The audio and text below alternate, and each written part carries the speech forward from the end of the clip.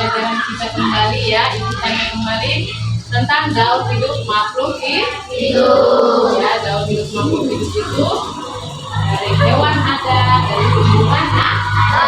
Kalau dari hewan ada nyamuk, katak, lalat, lebah ya. Kalau dari tumbuhan ada apa? Mangga, kacang tanah, kacang hijau ya, masih banyak ya tumbuh-tumbuh. Sekarang kita akan membentuk kelompok dan kita berdiskusi ya. Jadi ibu memberikan pertanyaan kepada kalian, kalian harus menjawab ya. Oke, pertanyaan pertama. Jelaskan apa yang dimaksud dengan daur hidup makhluk hidup. Yang dapat jawabannya silakan berdiri. Oke, berdiri. Daur hidup makhluk hidup adalah proses perubahan bentuk dan perkembangan yang dialami makhluk hidup dari lahir hingga mati. Oke, kedua ya. Sebutkan 4 tahapan daur hidup makhluk hidup. Ya, berdiri. Yang pertama lahir, yang kedua tumbuh dan berkembang, yang ketiga berkembang biak, yang keempat mati. Oke, itu. Pertanyaan berikutnya. Berikan contoh hewan dan jelaskan daur hidup hewan tersebut.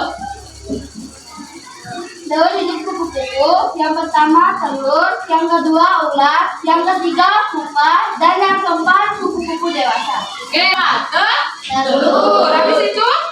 Ular. Setelah ular? Pupa dulu ya. Pupa atau kokong? Kokong. Nah, setelah itu baru dia tumbuh menjadi kupu-kupu dewasa.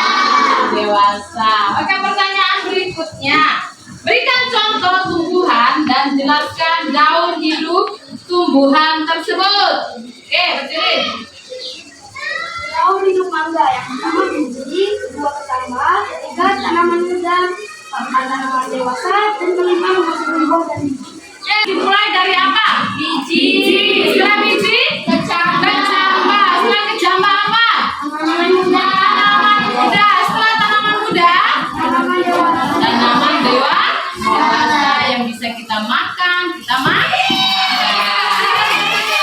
Oke, yang berikutnya, makhluk hidup itu penting untuk dipelajari ya. Karena daur hidup makhluk hidup itu penting untuk dipelajari karena dapat membantu kita memahami bagaimana makhluk hidup berkembang dan beradaptasi dengan lingkungan.